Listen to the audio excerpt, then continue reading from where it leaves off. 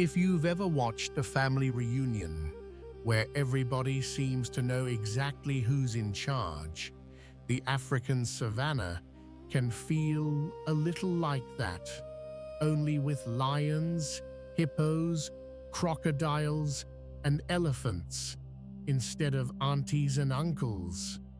Here, the land is warm, wild, and always on the move. Water dries up, dust rises, shadows grow long, and every animal has to make a choice: eat, hide, travel, or fight to hold on to what little the dry season leaves behind. In this kind of country, survival is never simple, and peace never lasts very long. But that is what makes it so unforgettable. Over the next little while, we're going to step into a world of big cats, towering giants, and rivers full of danger. It's a place where every sound matters and every heartbeat counts. So settle in, enjoy the journey, and when you get a moment, say hello in the comments and tell us where you're watching from. Have you ever seen a place that looks calm at first glance, but feels like it is holding its breath? The Luangwa Valley Savannah is that kind of place. By late afternoon, the hard light turns soft and golden, and the wide grasslands begin to glow. Dry earth, scattered trees, and winding riverbeds stretch out as far as the eye can see. You hear the low rustle of grass, the distant call of birds, and sometimes the deep thump of a giant moving beyond the trees. A land shaped by heat and survival.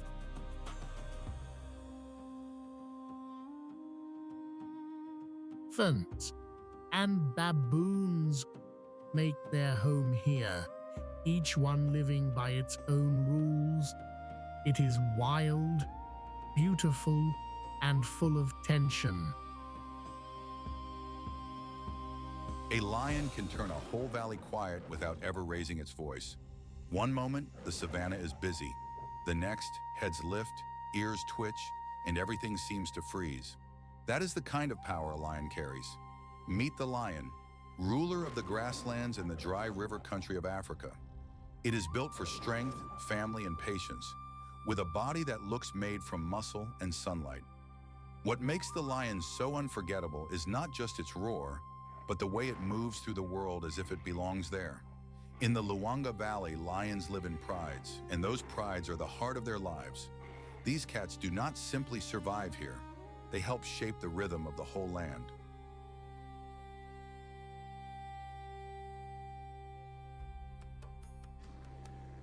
To see a lion in the wild is to understand in one glance why people have admired them for centuries. At a distance, a lion looks almost like a giant house cat made of gold and shadow.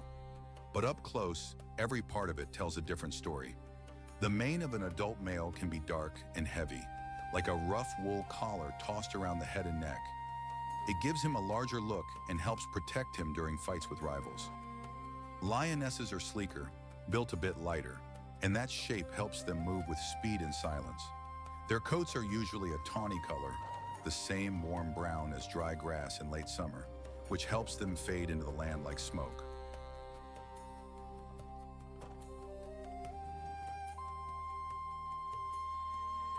Their eyes are made for the dim hours of the day, and their ears catch the smallest rustle in the brush. A lion's paws are huge, padded, and quiet. Even when a grown lion weighs hundreds of pounds, it can walk with almost no sound at all. And then there is the face. The face of a lion is calm most of the time, almost sleepy looking until you notice the focus in those eyes. It is a face that has learned how to wait. Lions spend much of their day resting in the shade, stretched out under a thorn tree or tucked beside tall grass where the sun cannot reach them. The heat of the valley makes midday hunting a hard job, so the pride saves its strength for the cooler hours.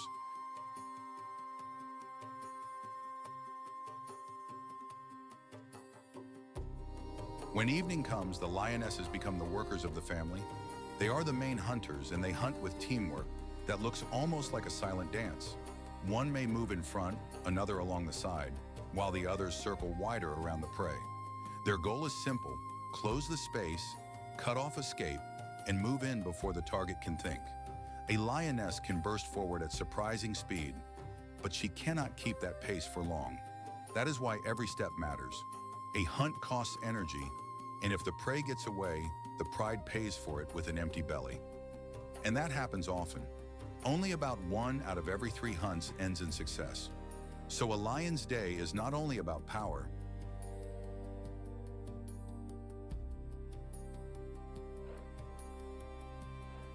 it is also about patience, timing, and knowing when to move.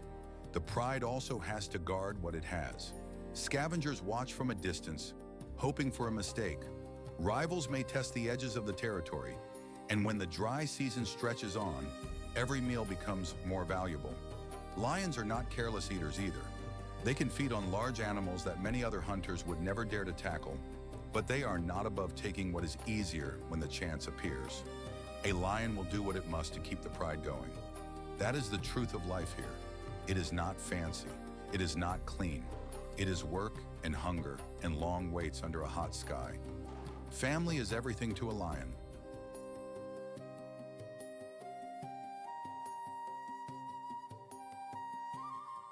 A pride is usually made up of related lionesses, their cubs, and 1 or more adult males. The lionesses often stay together for years, and that bond gives the pride its strength. They raise their young side by side, and the cubs grow up surrounded by a crowd of watchful aunts, sisters, and mothers.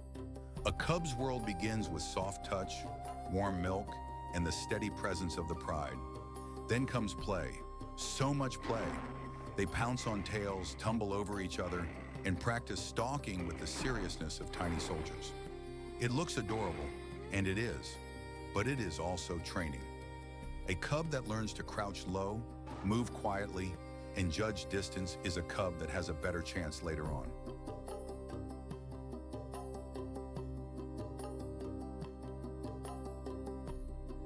The adults teach without words. The young learn by watching. Lionesses also communicate in small ways all day long. A nudge, a lick, a low rumble, a tail flick. These little signals keep the family together. The males have a different job. They defend the pride's ground from outsiders, especially other males that may try to take over. That kind of challenge can be fierce, and the winners decide who gets to pass on their blood and protect the cubs already born. Life in a pride is not gentle, but it is steady, and that steadiness matters. Without it, the cubs would have a much harder time surviving. Lions matter because they are part of the balance of the land.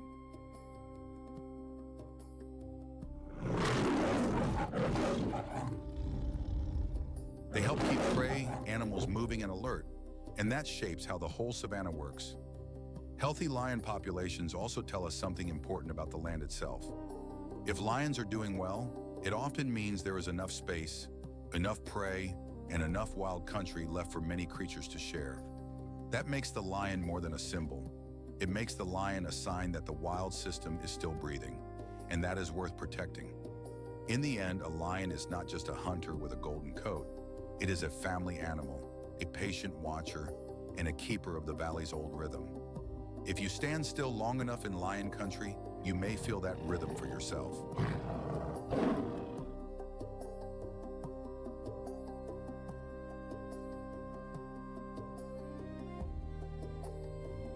A pale shape springs from the grass, then another, and in a blink, the whole herd is moving like wind over water. Sharp ears tilt, tails flick, hooves flash, and the air fills with that nervous, electric energy only a gazelle can bring. Out here on the Serengeti, one wrong step can mean everything. The gazelle is one of the first animals to notice danger, and one of the fastest to answer it.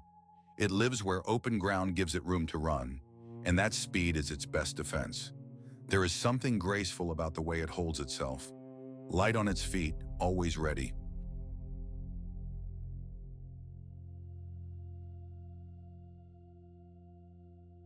These slim antelopes spend their lives watching, feeding, and racing for safety, and they do it with a kind of beauty that makes the savannah feel alive.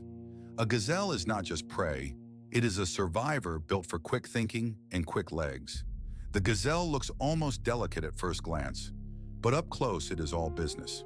Its body is lean and narrow, made for speed instead of strength. Long legs carry it across the grass with barely a sound. Its coat is smooth and usually a warm tan color, which helps it blend into dry grass and sunlit plains.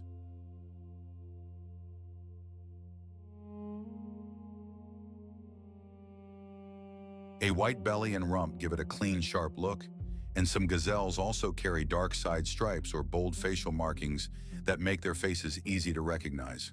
Their eyes are large and set wide apart, giving them a broad view of the world around them. Those eyes matter, so do the ears. They are big and alert, always turning toward the smallest crackle in the brush. And then there are the horns. In many gazelles, both males and females have slender, curved horns that can look almost like fine black hooks against the sky. They are not heavy weapons like a buffalo's. They are more like elegant tools for warning, sparring, and staying in the game.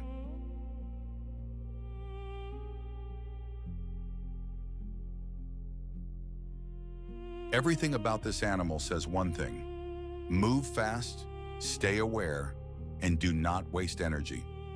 Most of a gazelle's day is spent doing two things: eating and staying alive. That may sound simple, but in the grasslands, it is a full-time job. Gazelles graze on short grasses and tender shoots, moving from patch to patch as they feed. They are picky in a practical way. They want food that gives them energy without slowing them down. They usually feed in the cooler parts of the day, when the heat is not as harsh and the risk can feel a little lower. But even then, they never truly relax. One head drops to feed, while another lifts to scan the horizon. That is the rhythm of their life.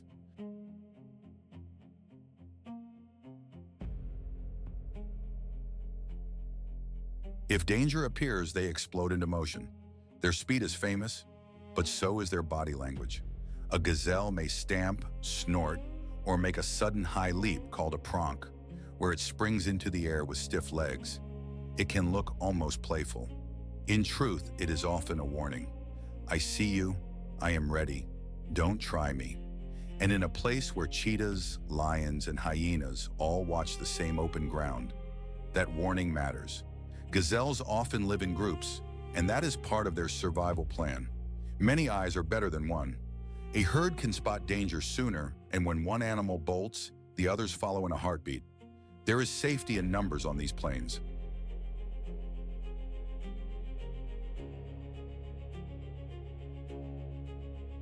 Mothers also have to be careful with their young.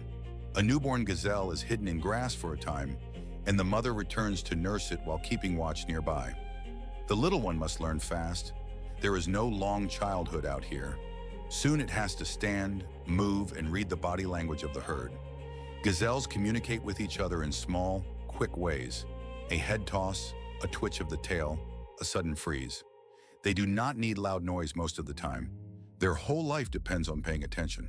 And when mating season comes, males may challenge one another with horn displays and chasing runs, showing strength without always turning to a full fight.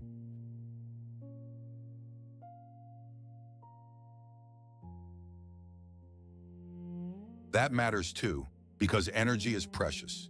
Every sprint costs something. Every mistake costs even more. Gazelles matter in the bigger story of the grasslands too. They help turn grasses into life that other animals can use, and they become food for some of the great hunters of the savannah. That may sound harsh, but it is part of the balance here. Without animals like gazelles, the whole chain would weaken. They are a key piece of the living puzzle, linking grass, predator, and open country together. And because they are so sensitive to trouble, they also remind us how quickly a wild place can change. When gazelles are thriving, the land is speaking clearly.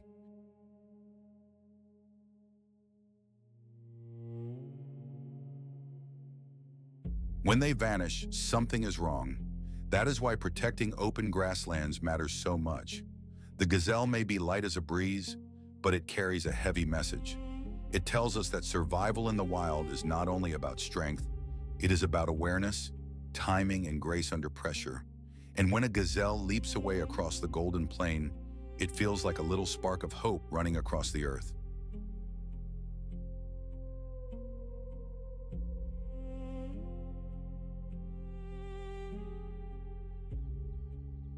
A deep, rolling grumble carries across the grasslands, and with it comes the musky smell of a million hooves and dry dust kicked into the air.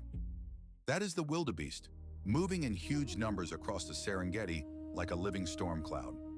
At first glance, they may not seem special, but spend a moment with them, and you realize they are built for one of the hardest journeys on Earth. The wildebeest is a common sight on the plains of East Africa, where open grass, hot sun, and roaming predators shape every day of its life.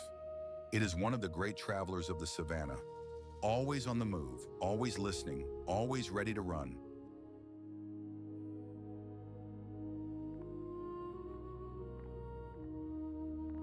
And in a land where survival depends on timing, speed, and instinct, the wildebeest is one of the key players in the whole wild drama. The wildebeest looks a little like it was assembled from different animals on a busy workbench. It has the broad face of a horse, the shaggy mane of a wild pony, and the sturdy body of a cow. Its shoulders are high and heavy, its back slopes down behind the neck, and its long tail flicks at flies like a whip. The coat is usually gray-brown, though in the dusty light of the plains, it can take on almost any shade from silver to charcoal. The beard under its chin gives it a rough, old-world look, like a traveler who has seen too much to care about vanity.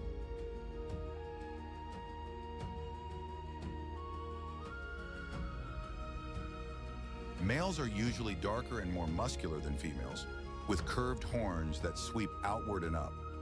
Those horns are not fancy decoration. They are tools for pushing, wrestling, and defending space when needed. Up close, the animal has a restless look. The eyes are set wide apart, giving it a broad view of the world. That makes sense because on these open plains, danger can come from almost any direction. A wildebeest does not live a quiet life. It spends much of the day grazing, moving its head low through the short grass and pulling up mouthfuls of fresh green growth.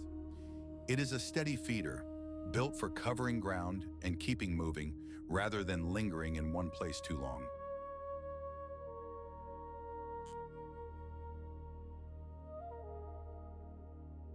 And that movement is the heart of its story. Wildebeest follow the rains. When fresh grass sprouts, they go. When water dries up, they move again. Their lives are tied to the rhythm of the land, and that rhythm can send them traveling hundreds of miles. Along the way, they often mix with zebras and gazelles, each species using the plains a little differently. Zebras clip the taller, tougher grass first, helping expose the shorter shoots that wildebeest prefer. Then the wildebeest come through behind them, feeding on what is left. It is not a planned partnership where both sides benefit in a neat, human way, but it does help all three species make the most of the same ground.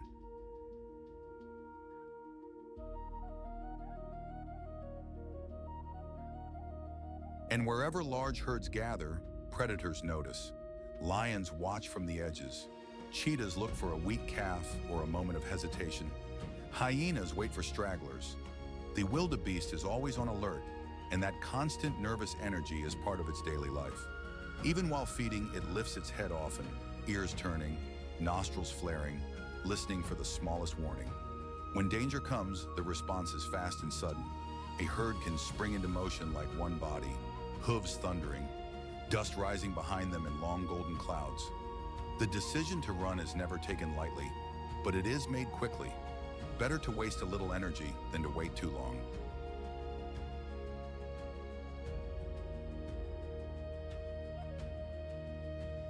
Family life for wildebeest is both simple and demanding.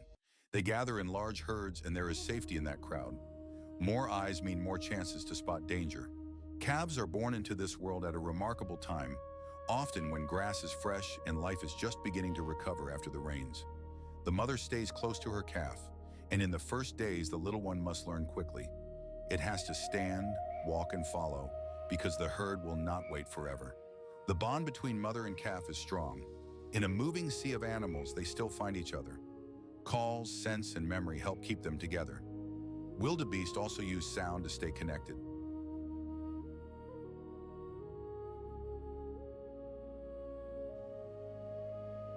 Their grunts and snorts may not sound graceful to us, but they matter a great deal out on the plains. A low call can help a calf find its mother. A sharp snort can send the whole group into motion. There is nothing delicate about life here. It is practical, urgent, and always in motion. The herd itself becomes a kind of shield. A predator trying to pick out one animal from thousands faces a hard job. Confusion helps the wildebeest survive.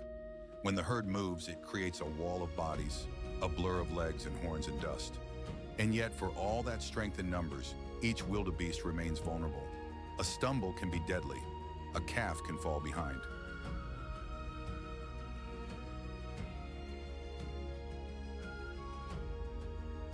A single wrong turn can open the door to a chase. That is why the species has endured by being alert, mobile, and ready to adapt.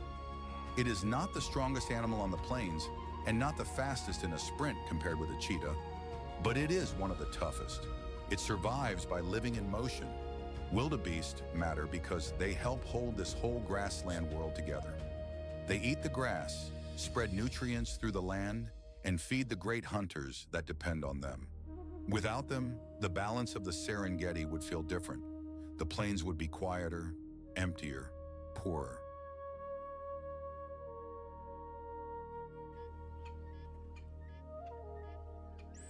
Their great migrations also stir the land itself, keeping the cycle of life moving from one season to the next.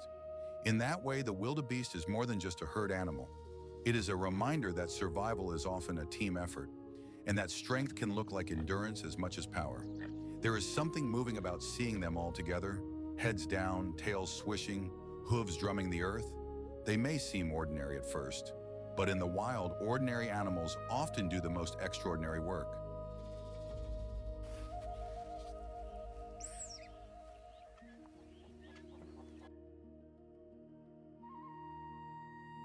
There is a quiet kind of beauty in a zebra. At first glance, it almost looks like a horse wearing a coat of painted stripes. But spend a moment with them on the open grasslands, and you realize there is nothing ordinary about these animals at all. They move in strong, steady groups, always watching, always listening, always ready to run. Zebras live across much of eastern and southern Africa, including the wide Serengeti plains. Their stripes are not just for show. Each zebra carries its own pattern, like a fingerprint made by nature. Up close, that black and white coat seems almost impossible, as if someone brushed it on by hand.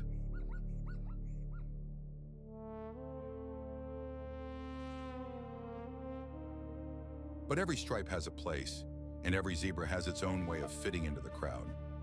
Out on the savannah, they travel with wildebeest and gazelle, sharing the same risky country and the same open horizon. A zebra's body is built for the grasslands. Long legs, strong lungs, sharp eyes, and a mane that stands up like a little ridge along the neck. Those stripes help more than people once thought. They can make it harder for flies to land, and they may confuse predators when a herd starts to move all at once. And when that herd takes off, it is a sight you do not forget. Hooves pounding, dust rising, white flashes and black lines spinning across the plain like a living storm.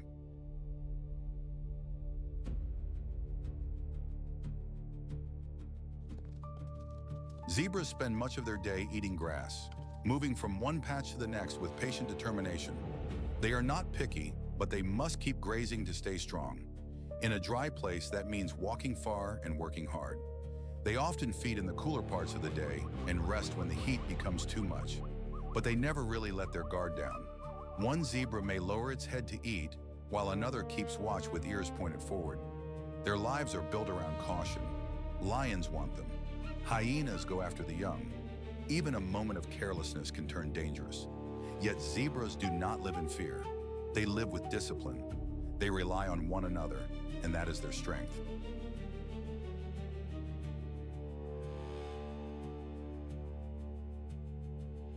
Family matters deeply to zebras. Many live in small family groups, and the bonds between mothers and foals are strong. A young zebra stays close, learning the layout of the land, the sounds of danger, and the safest places to graze. When trouble comes, the adults close ranks. They face threats together, kicking and biting if they have to. Those kicks are no joke. A zebra can defend itself with surprising force. Their calls matter too. A bark, a snort, a sharp little signal in the grass can warn the herd in an instant. In a world where danger can come out of tall grass without warning, being connected is everything.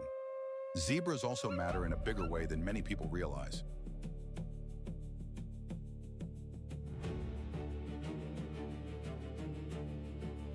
They trim the grass, which helps keep the plains healthy.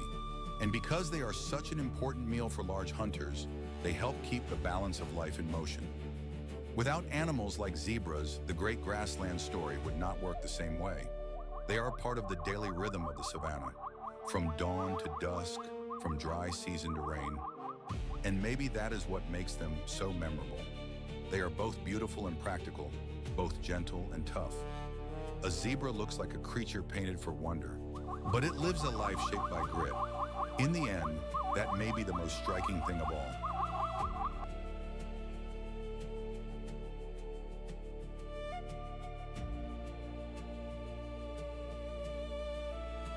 If you lined up 10 pickup trucks, an African elephant would still make them look small. That is the kind of giant we are dealing with here. Yet for all that size, these animals move with a calm, steady grace that feels almost gentle. African elephants live in the broad savannas and dry valleys of eastern and southern Africa, where water can be hard to find and every day matters. What makes them so remarkable is not just their size, but the way they think, remember, and care for one another. They are the memory keepers of the land, and they can turn a dry valley into a place of life. A herd does not just pass through a landscape, it changes it.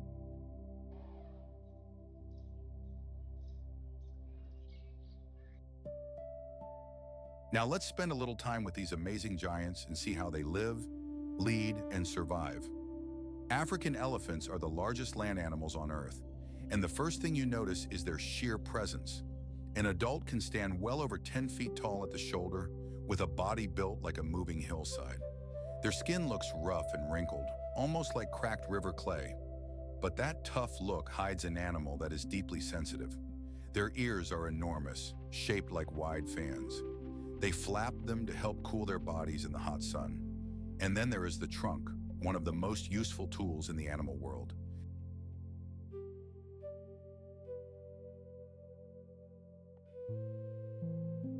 It is a nose, a hand, a drink straw, a shovel, and a gentle touch all in one. With it, an elephant can pick up a single blade of grass or lift a heavy log. Their tusks curve outward like pale ivory spears, though they are not weapons first. They are tools for digging, stripping bark, and moving branches aside. Even their eyes seem thoughtful, with a calm look that gives them a wise, old soul feeling. When a herd comes through, the whole scene changes. You hear branches snapping, you feel the ground tremble. You know something huge has arrived. Most of the day, elephants are busy eating, and they eat a lot.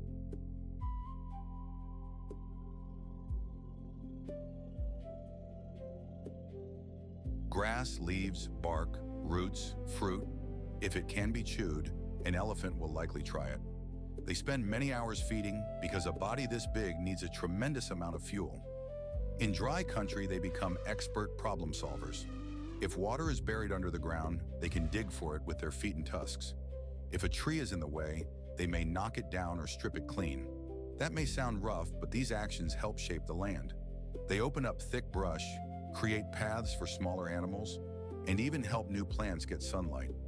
They also travel long distances between water holes, often following routes their elders know by heart.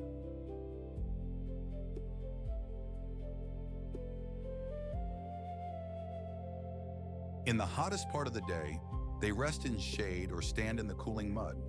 At night or in the early morning, they move more freely, using the cooler air to cover ground.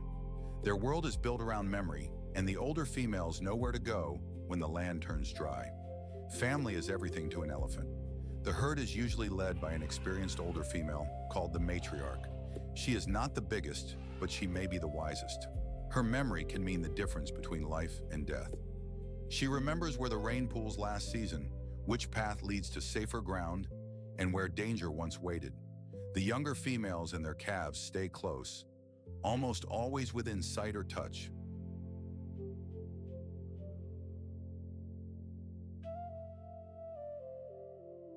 They greet one another with trunk touches, low rumbles, and little nudges that say, "I'm here."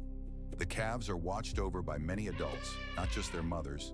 It is a shared job, a community effort. If a baby stumbles, others step in. If a stranger approaches, the herd tightens together. They even seem to comfort one another when upset or frightened. Their voices carry farther than we can hear, with deep sounds that travel through the ground and air over long distances. This lets family members stay connected even when they are far apart. And when a young elephant learns the ways of the herd, it is learning a way of life that has worked for generations.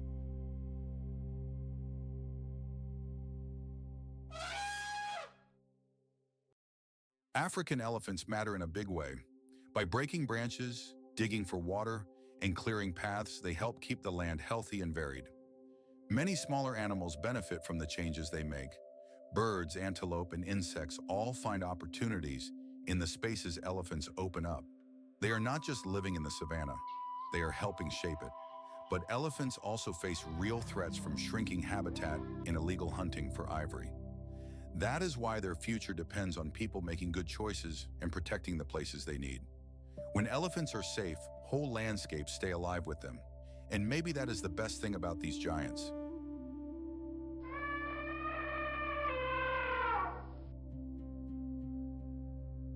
They remind us that strength can be gentle and that memory can be just as powerful as muscle. When an elephant family moves across the land, it feels less like a herd and more like a story unfolding in slow, steady steps.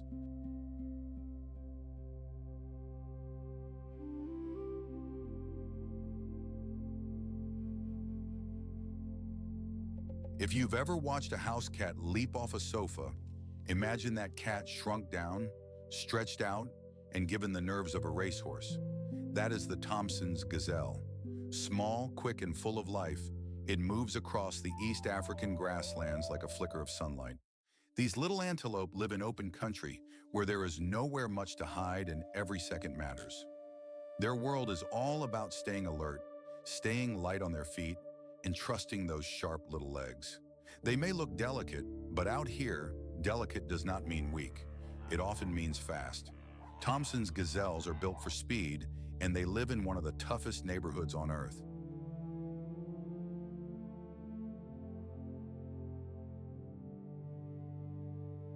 The plains are full of hungry eyes, and every day is a test.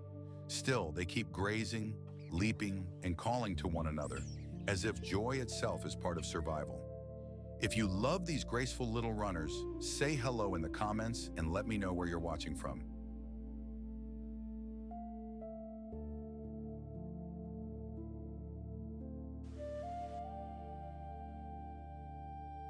If grass could smile, the Serengeti would be grinning from ear to ear. This great sweep of land rolls out like a green and gold blanket, dotted with acacia trees and alive with movement in every direction. When the wind runs across the plains, the tall grass ripples like water, and the whole landscape seems to breathe. In the cool morning, there is the soft buzz of insects and the distant calls of birds. By afternoon, the heat shimmers above the earth, and shadows grow thin and sharp. This is the country of speed and endurance, where cheetahs, gazelles, zebras, wildebeest, buffalo, giraffes, and impalas all share the same open stage.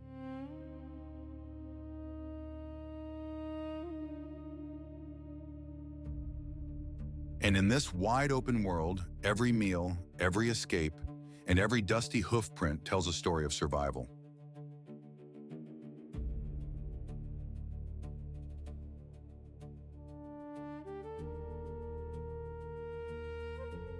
If a lion is the king of this wild country, then the Cape buffalo is the old neighborhood tough guy who never backs down. Heavy, broad, and built like a moving block of muscle, this animal can look almost slow at first glance, but that first glance can fool you. The Cape buffalo lives across much of sub-Saharan Africa, often in herds that can number from a few dozen to hundreds. Its greatest strength is not just its size, but its stubborn courage and the way it stands together with the rest of the herd. These buffaloes are famous for being hard to read and even harder to push around.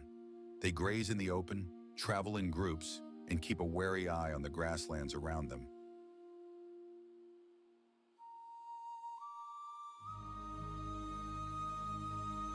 A buffalo herd is never just a crowd. It is a wall of horns, watching, waiting, and ready. Up close, a Cape buffalo looks as if someone built it for a job that involved hauling boulders. Its body is deep and heavy, with a broad chest and thick shoulders that seem to roll forward with every step. The coat is usually dark brown to black, and in the hot light it can shine with a dusty, worn look, like old leather. Its horns are the feature most people never forget. In males, the horns curve outward and then sweep down and inward, joining at the top in a thick, armored shape called a boss. That helmet-like crown is not there for decoration. It is part shield, part weapon, and part warning sign.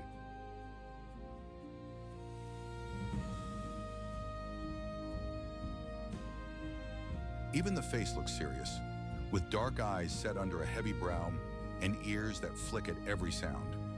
When a buffalo lifts its head through tall grass, it can seem almost prehistoric. These animals carry themselves with a kind of deep, grounded strength, like an old tractor that still has plenty of life left in it. They are not flashy. They do not need to be. Their whole shape says one thing clearly: do not underestimate me.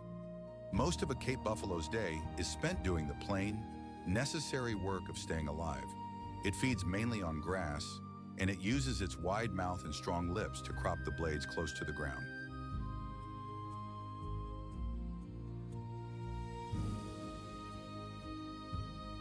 In the early morning and late afternoon, herds move out to graze, often keeping a loose line as they work across the land. There is nothing hurried about it. They eat, step, chew, and move on. During the hotter part of the day, they often rest in shade or near water, where dust, insects, and the heat can be managed a little more easily. Water matters a great deal to buffalo. A herd will often stay close to rivers, pools, or marshy ground, especially when the season turns dry. You can think of them as animals that plan their day around the weather and the water like a person might plan a long road trip around the gas station. They are also constantly alert.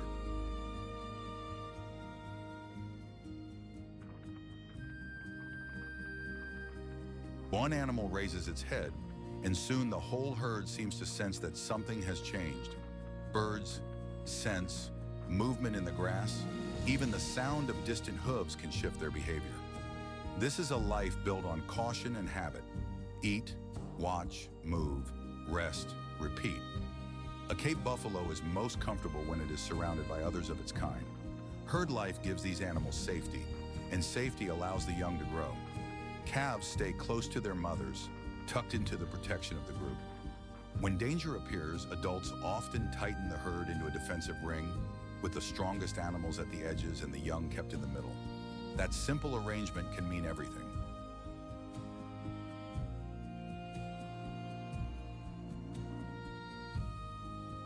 Buffaloes communicate with body posture, snorts, and low grunts, but much of their message is written in movement.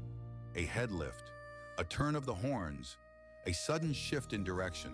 The whole herd may respond in an instant. And when one buffalo is threatened, others may come back to help. That is one of the reasons people respect them so deeply. They are not lone wanderers.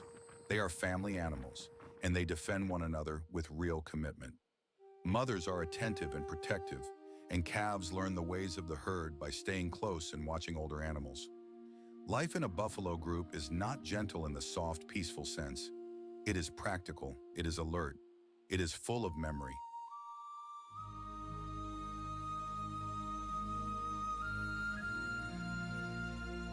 Where water is, where grass grows best, where lions have hunted before, where the safest path lies through the brush. These things are passed along by experience. There is wisdom in that. In the great grasslands, the Cape buffalo plays an important role. As a grazer, it helps shape the landscape by keeping grasses cropped and moving nutrients through the soil. Its hooves press the ground, and its feeding habits help keep the open country in balance. And of course, it is also a key part of life for the hunters that follow it. Buffalo are a major source of food for lions, and that makes them one of the most important animals in the whole story of survival here.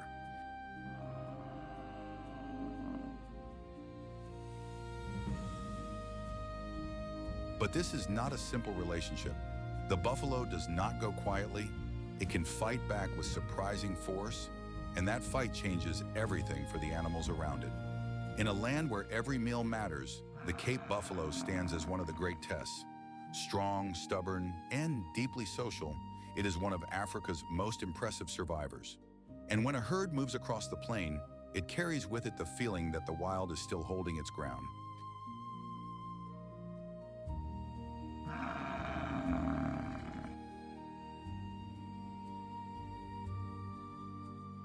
The smell hits first: warm mud, wet reeds, and the sharp, fishy scent of still water hanging under the morning heat. Then comes the sound. Not a roar, not a splash, just the soft, heavy silence of something waiting beneath the surface. That is the Nile crocodile. It lies so still in the river that the water seems to forget it is there. And yet this animal rules the shallows with an ancient kind of patience.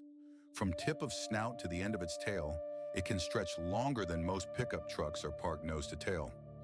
The Nile crocodile lives across much of sub-Saharan Africa, and in the river country of the Luangwa Valley, it is one of the most feared animals at the water's edge.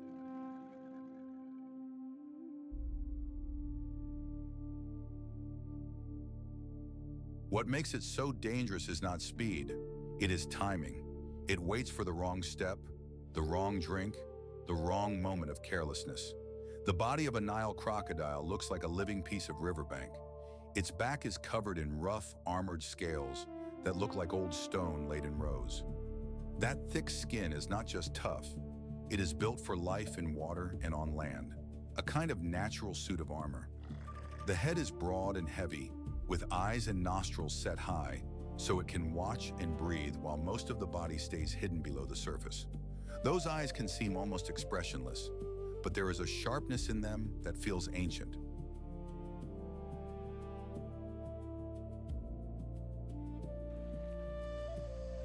The tail is powerful and muscular, like a thick rope made for sudden force. One strong whip of that tail can send water flying in every direction. When a crocodile slides into the river, it does not look graceful in the way a fish or a bird might. It looks like a log that learned how to hunt. But that plain look is exactly what makes it such an expert ambush hunter. Every part of its body is built for hiding, holding, and striking at just the right second. Most of the day, the Nile crocodile spends its time half submerged in the water or stretched out on a muddy bank with its mouth open to cool down. It is a patient animal, and patience is its greatest weapon.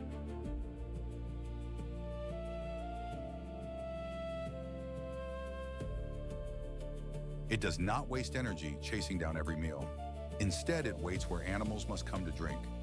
Fish are a major part of its diet, but it will also take birds, turtles, and any thirsty animal that ventures too close. In the dry season, when water shrinks into shallow pools and the river becomes crowded with life, the crocodile has even more chances to feed. That is when antelope, zebras, and other animals gather at the edge, all of them needing the same thing: water. The crocodile knows this. It does not rush. It watches the ripples. It tracks the movement of shadows. Then, in a burst that seems to happen from nowhere, it strikes. The attack is fast, heavy, and brutally precise.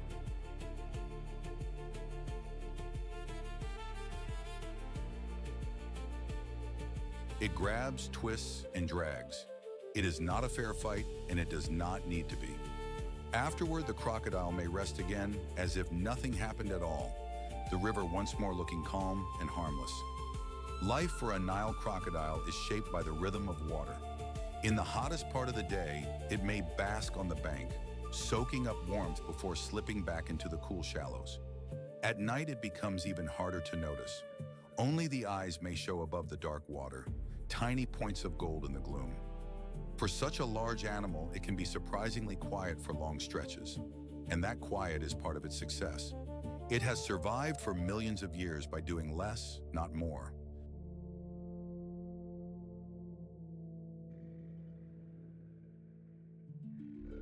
It saves its strength. It waits for the world to come to it. That way of life may seem simple, but it is deeply effective in a place where every meal matters. The Nile crocodile sits near the top of the food chain in these waters, helping keep river life in balance by taking the weak, the careless, and the unlucky. It is a reminder that even in a beautiful place, survival is never easy, and every drink of water can come with risk. And then there is the surprise. For all its fearsome reputation, the Nile crocodile is also a devoted mother. When it is time to nest, the female digs a pit in sand or soil and lays her eggs there carefully, sometimes 2 dozen, sometimes many more.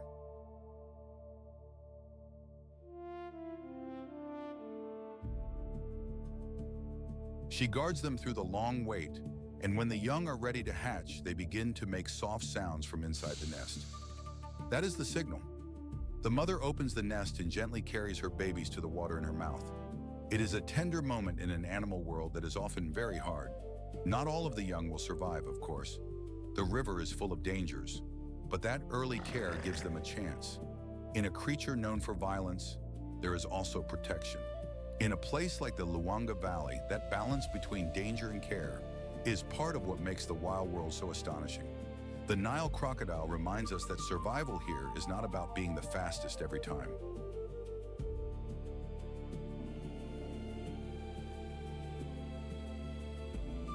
Sometimes it is about being the stillest. Sometimes it is about waiting longer than anyone else. And somehow, that quiet patience is just as powerful as any roar.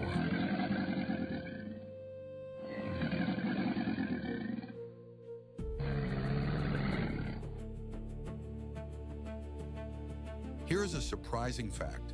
An impala can leap as high as a pickup truck and cover more than 30 feet in a single bound.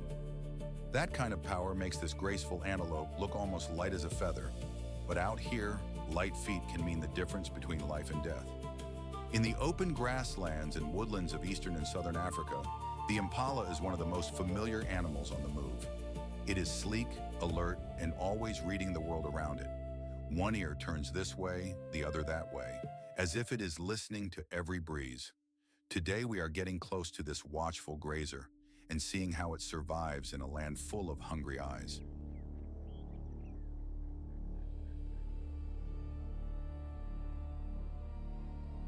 If you love wild places, I hope you'll say hello in the comments and let me know where you're watching from. The impala is a beautiful mix of grace and caution. It lives in herds that can number from a few dozen to many hundreds, and that group life gives it a better chance of spotting danger. You'll find impalas across the savannah, near woodlands, and around river edges where grass is fresh and water is nearby. One of the first things you notice is the shape of the body. It is slim and built for speed, with long legs like spring-loaded sticks. The coat is a warm reddish tan on the back, fading to a lighter cream on the belly and legs.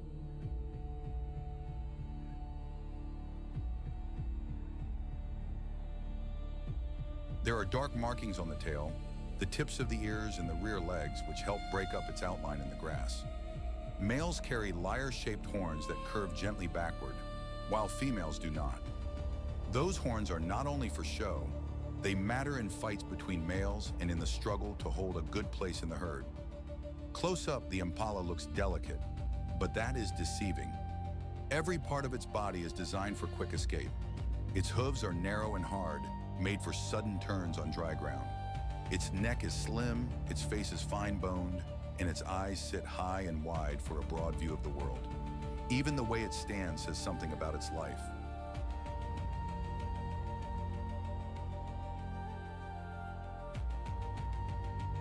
An impala rarely looks relaxed for long.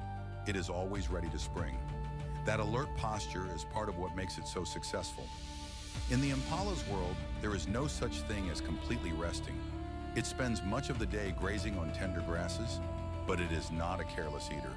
It keeps one eye on the ground and the other on the horizon, lifting its head at the slightest sign of movement. When the grass is lush, it will also browse on leaves, buds, and fresh shoots. That flexibility helps it make do when the season changes and food becomes harder to find. The impala's life follows the rhythm of the herd.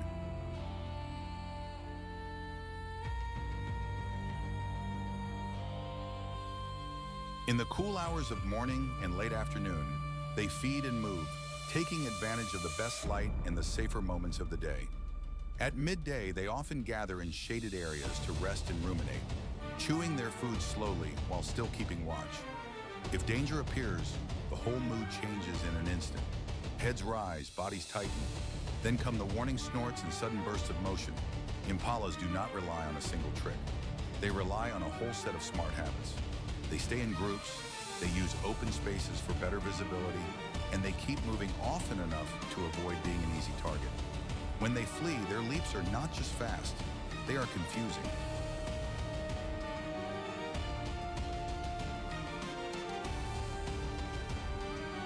An impala can twist and bound in the air, making it hard for a hunter to stay locked on. It is like trying to catch a ribbon in the wind. Life in the herd is also about signals. A flick of the tail, a snort, a sudden stare into the grass. These small actions spread fast through the group. Young impalas learn by watching. They stick close to the adults, copying when to feed, when to run, and when to freeze. Mothers are careful with their calves, hiding them in thick cover for the first weeks after birth and returning to nurse them. Even then, danger is never far away. That is why numbers matter so much. Safety grows stronger when many eyes are watching.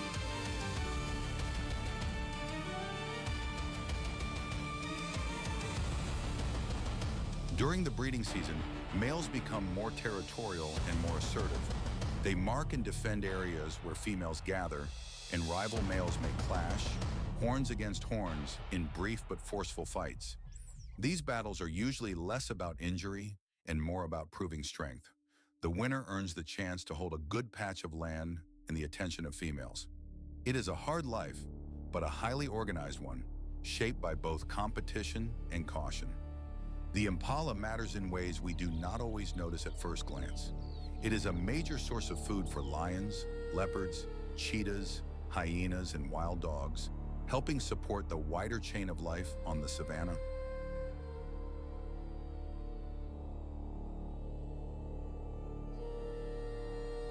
At the same time, by grazing and moving across the land, impalas help shape the growth of plants and keep the grasslands healthy and varied. When they are thriving, it is a good sign that the land still has room for balance, and that is worth protecting. The impala may look like just another graceful antelope at first, but it carries the story of the savannah in every leap. It is quick, alert, and beautifully built for a world that never stays still.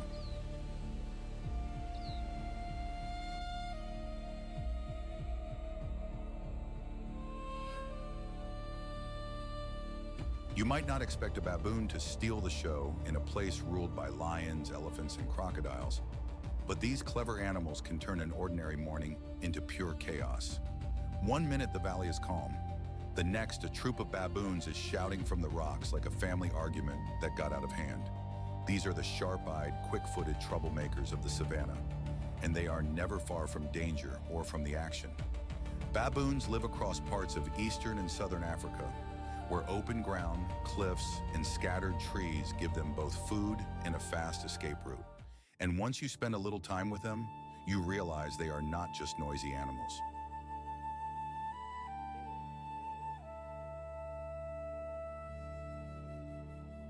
They are smart, social, and full of surprises.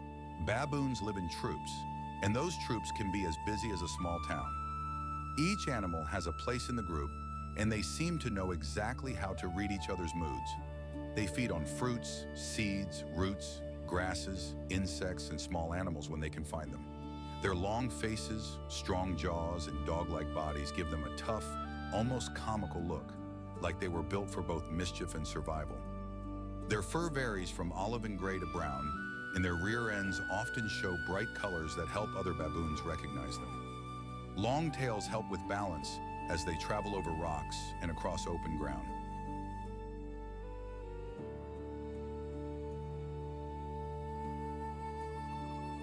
But the real power of a baboon is not in its looks, it is in its mind. These animals are always watching, always listening, always learning. Baboons spend much of the day moving, feeding, grooming, and checking the safety of the group. They are early risers, and they often start foraging soon after sunrise, when the air is still cool. They use both hands to pick through grass and leaf litter, turning over stones and digging in the dirt for roots or insects. If they find fruit, they do not waste time. If they spot trouble, they do not waste time either. A baboon can run quickly across rough ground, and it can climb rocky slopes and trees when danger closes in.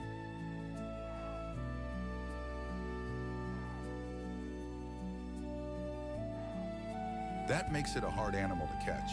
And in a land where lions, leopards, and hyenas are always watching, that kind of speed matters.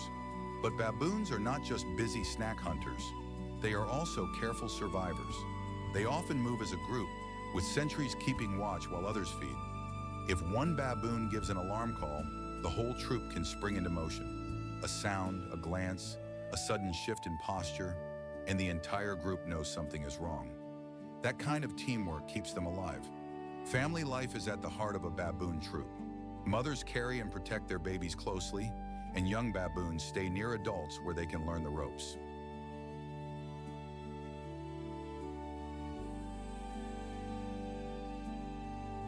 Grooming is a big part of daily life, and it is more than just cleaning fur.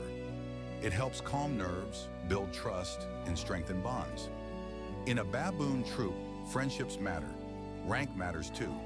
Some baboons get more food, more attention, and more chances to lead, while others must wait their turn.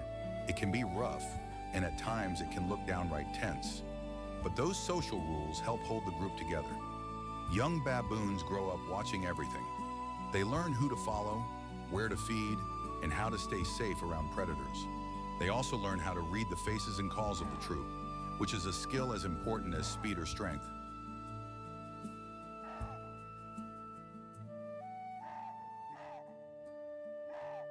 And when new danger appears, the adults do not just panic. They organize, they bark, chase, bluff, and scatter in ways that can confuse even a hungry hunter. That brain power is one reason baboons have done so well in harsh places. They are flexible. They can live on rocky cliffs, open plains, and woodland edges. They can adjust their diet when food is scarce. They can shift their travel routes when water runs low. In a world that changes fast, that kind of flexibility is gold. Baboons also matter because they help spread seeds and keep the landscape alive in small ways most people never notice. When they eat fruit and move on, they carry seeds with them.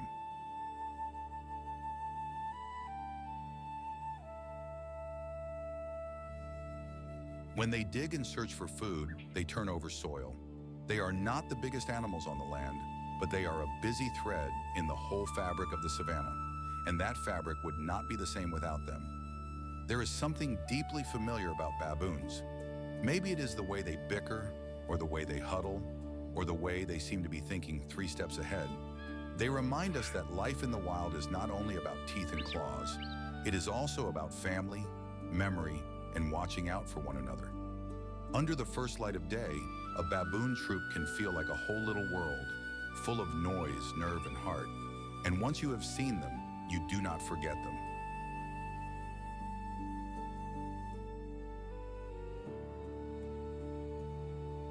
After all, in this kingdom, even the smallest troublemaker can be a giant story.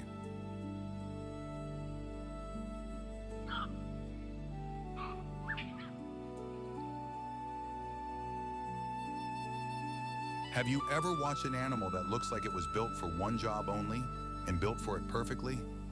The cheetah is that kind of cat. Out here on the Serengeti grasslands, where the wind combs through the tall gold grass, this sleek hunter lives life on the edge. It is the fastest land animal on Earth, but speed is only part of the story. The cheetah is a careful, lean, quietly determined survivor. And in a world full of lions, hyenas, and hard luck, that matters. Let's get to know the cat that turns a simple chase into one of nature's most breathtaking moments. The cheetah looks almost painted into the land. Its coat is pale gold with black spots, like sunlight broken by shadows.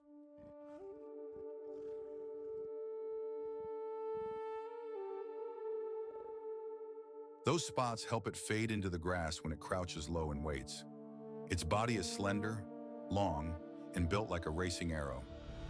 The chest is deep, the legs are long, the tail is thick at the base and acts like a steering wheel during a high-speed turn. Its face is special too. Black tear lines run from the eyes down to the mouth, like streaks of charcoal. Those marks help cut the glare of the sun, almost like nature gave it its own pair of sunglasses. A cheetah's head is small and round, with high-set eyes that scan the open plains. Unlike a lion's heavy build, the cheetah looks light, almost delicate. But do not let that fool you. Every part of this cat has a purpose.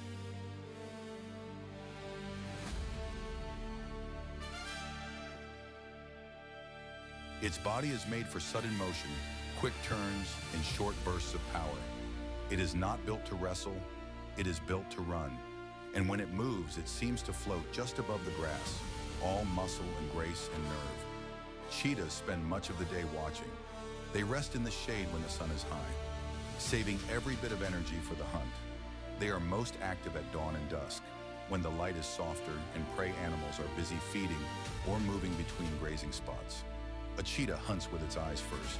It picks out a gazelle or a young antelope, then uses the grass and dips in the ground to hide its approach.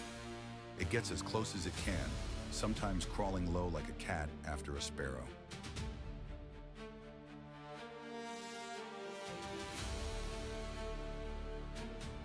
Then comes the burst. In just a few heartbeats, it explodes into a sprint that can reach around 60 miles an hour. That is faster than most cars on a neighborhood street, but it cannot keep that pace for long.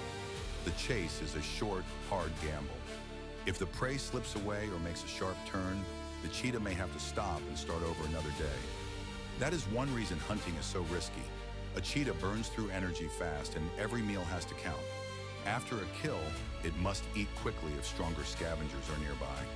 This is a hard life. No wasted steps, no wasted chances. And because the cheetah's body is so specialized for speed, it pays a price in strength.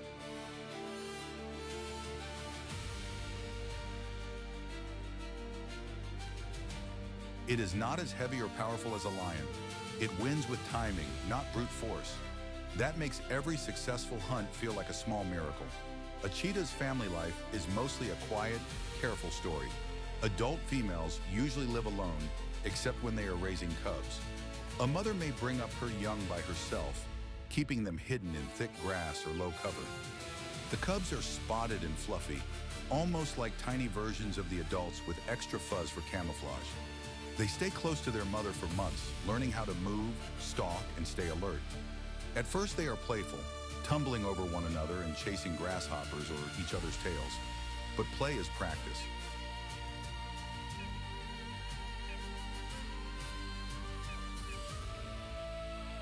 They are learning how to survive. The mother teaches by example, and the cubs watch everything. They must learn not just how to run, but when to run, when to hide, and when to freeze. Young cheetahs face many dangers. Lions, hyenas, and even large birds can threaten the smallest cubs. That is why a mother cheetah is always watchful. She may move her family from one hiding place to another, careful not to leave a trail that can be followed. Male cheetahs sometimes live in small groups, often with brothers from the same litter. These coalitions help them hold territory and improve their chances of finding food and mates.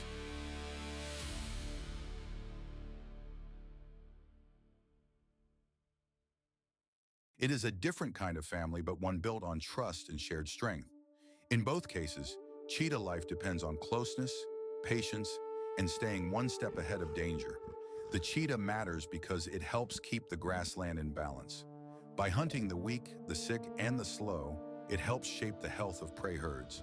It also reminds us that survival is not always about being the biggest or strongest. Sometimes it is about being quick, careful, and perfectly suited to the land. Cheetahs face real trouble today, from habitat loss to shrinking wild spaces and conflict with people. That is why protecting open grasslands matters so much.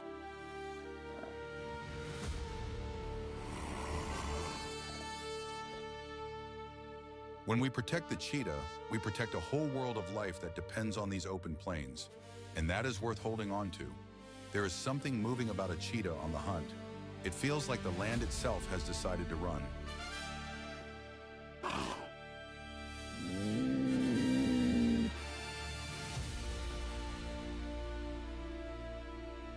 Out on the river, there is a kind of stillness that feels ancient. The water lies flat and dark. And then, almost without warning, a shape rises from it like a boulder coming to life. It is the hippopotamus, one of Africa's biggest and most surprising animals. At first glance, it looks slow and sleepy, but don't let that fool you. This heavy river giant can turn from calm to dangerous in a heartbeat. Hippos live in rivers and pools across sub-Saharan Africa, where water gives them shade, safety, and relief from the heat. They are built for life between land and water, and nearly everything about them tells that story.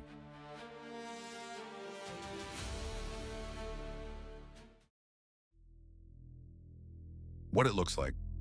A hippo is a broad, barrel-shaped animal with a huge head, tiny ears, and eyes that sit high on the skull like little lookout posts. Its skin is thick, smooth, and grayish-brown, almost like wet stone. A big adult can weigh nearly 2 tons, yet it can still glide through the water with surprising ease. The mouth is its most unforgettable feature. When a hippo yawns, it doesn't look sleepy at all. It looks like a warning sign. That wide-open jaw can stretch more than 150 degrees, showing long canine teeth that can grow up to 20 inches. Those teeth are not for chewing grass. They are used in fights and displays of power.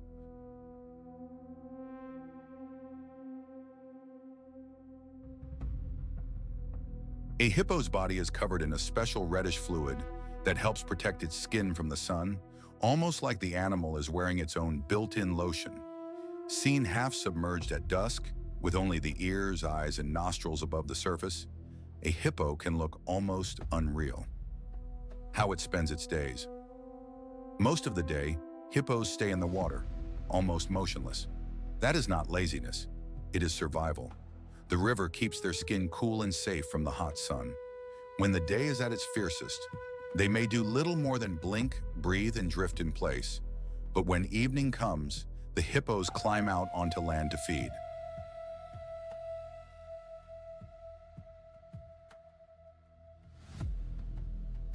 They usually graze on short grass, sometimes walking long distances under the cover of night. For such a massive animal, that may seem surprising, but a hippo still needs a lot of food to keep going. It is a careful routine. Water by day, grass by night, and when the river grows low in the dry season, hippos may crowd into the few pools that remain, packed together like stubborn old neighbors who refuse to leave. Even then, they keep their calm for as long as they can. But if another hippo gets too close, or if a rival challenges the space they've claimed, that calm can vanish fast. Family life. Hippos are social animals, but not in the gentle way many people imagine.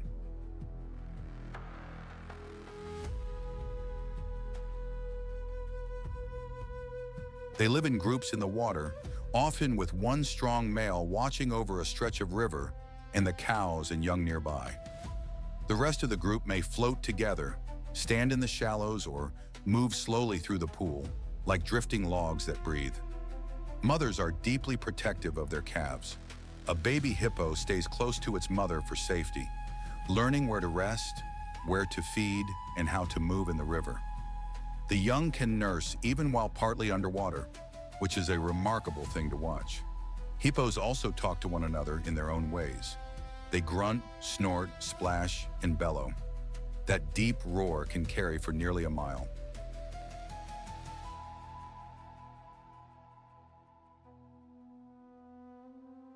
Sometimes it sounds like thunder rolling over the water. Other times it is just a warning. This space is mine. Keep your distance. A hippo's temperament can change quickly, and that makes every family group watchful. In the crowded river, body language matters. A turn of the head, a flick of the ears, a splash that says more than words ever could. Why it matters. Hippos do more than fill the river with drama. They help shape the world around them. As they move between water and land, they stir up nutrients and create paths used by other animals. Their grazing helps keep river-edge grasslands open.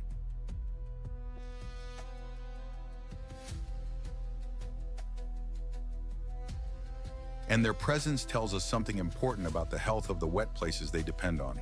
But hippos also face pressure when water becomes scarce or rivers change. In dry landscapes, every pool matters. Protecting hippos means protecting the rivers themselves, along with all the life that depends on them. There is something humbling about that. This huge, unpredictable animal is also a reminder that even the heaviest lives are tied to the smallest streams. Final thought. In the quiet of the river, the hippo seems almost like a piece of the landscape. But then it moves and you remember you are looking at one of nature's great powers.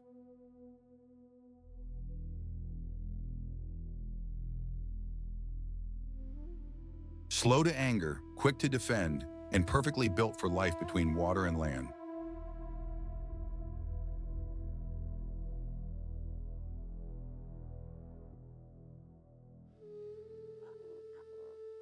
You might not expect one of Africa's most graceful animals to be built like a tower on stilts, but that is exactly what makes the giraffe so unforgettable. One glance and you know you are looking at something special. A giraffe can stand higher than most trees around it, stretching its long neck toward the sky like a living lookout post. It lives across the open savannas and woodland edges of places like the Serengeti, where the light is bright, the wind is warm, and danger can come from far away. But the giraffe is not just a pretty face with a funny walk. It is one of the most interesting animals on the plains, from its quiet family life to the way it feeds high above the crowd.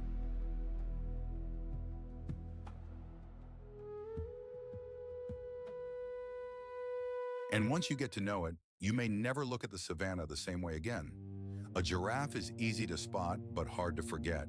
Its body is covered in a beautiful patchwork coat, like someone painted it with broad, uneven brushstrokes. No two giraffes wear the exact same pattern. Some have dark brown patches, others more golden ones, and each design helps break up its outline in the light and shadow of the trees. Those long legs look almost delicate at first glance, but they are strong and steady, built for carrying a huge body across rough ground. Its neck can seem almost impossible, reaching up as if it were made to browse the highest leaves in the world.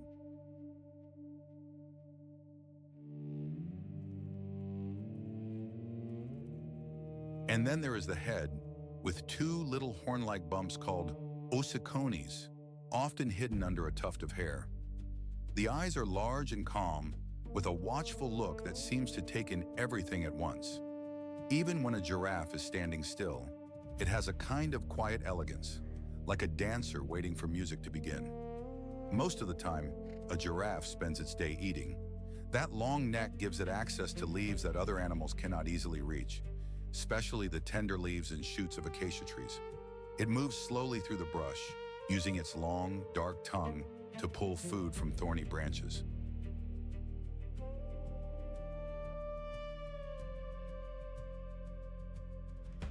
That tongue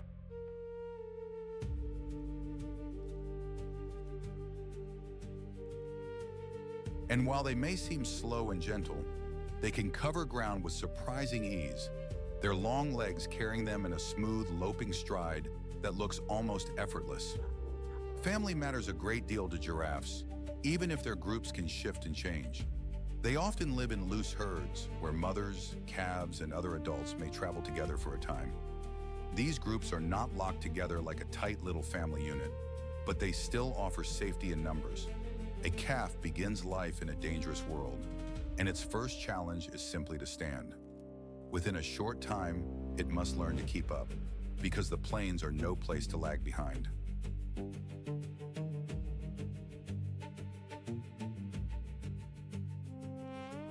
Mother giraffes are attentive and protective, staying close to their young and using their height to keep watch for trouble.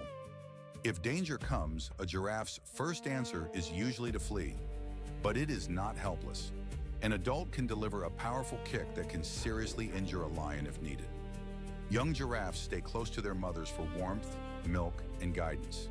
They learn by watching, following, and slowly finding their place in the moving life of the herd. Their deep, quiet contact with one another is part of what makes them feel so gentle and so strong at the same time. Giraffes matter in ways that are easy to overlook at first.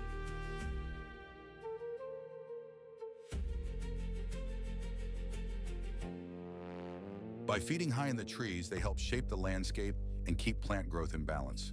Their browsing can open space for new leaves and fresh shoots, and that matters for many other animals sharing the same land. When giraffes move across the savannah, they also help connect life in subtle ways, carrying seeds and stirring the world around them as they go. But like so many animals of the wild, they face growing pressure from habitat loss and human expansion. That makes their survival all the more important. Protecting giraffes means protecting the open lands and healthy tree cover they need to live. And when we do that, we are not just saving one beautiful animal.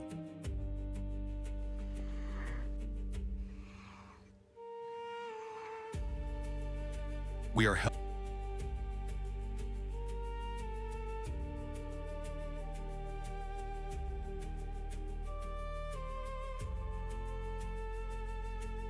Have you ever watched a quiet plain change its mind in a single breath? In the Luangwa Valley, that is what happens when a buffalo herd and a lion pride cross paths near the fading light. The afternoon heat is easing now, but the air still feels heavy, like the land is holding its breath. Dust hangs low over the grass. Ears twitch. Heads lift. One buffalo snorts, and the whole herd tightens into a rough wall of horns and muscle. Then the lions move. Not all at once, just enough to make the danger clear. A lioness slips through the grass, low and patient, while the rest of the pride spreads out wider, looking for any weak spot. It is a hard contest.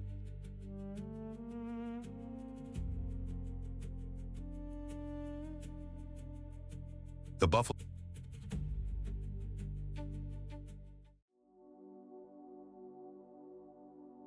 A few buffaloes swing around, ready to face the threat head-on. And that can be enough to make even the boldest lion hesitate. Because this is the truth of life here. Every hunt costs energy, and every mistake can hurt. The lions know it. The buffalo know it too. The ambush may have started the moment, but the herd is not helpless. In the end, the plains settle into a shaky peace, with both hunter and prey still standing, still listening, still alive under the gold evening sky. And just like that, the dust begins to settle. The hard moments we've watched in this wild country leave more than a memory. They leave a picture of how life really works here.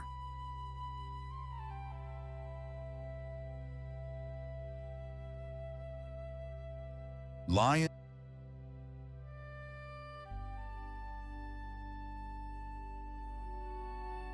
If you've enjoyed this journey, please like, subscribe, and share the film with someone who loves the wild. And tell us in the comments which animal stayed with you the most.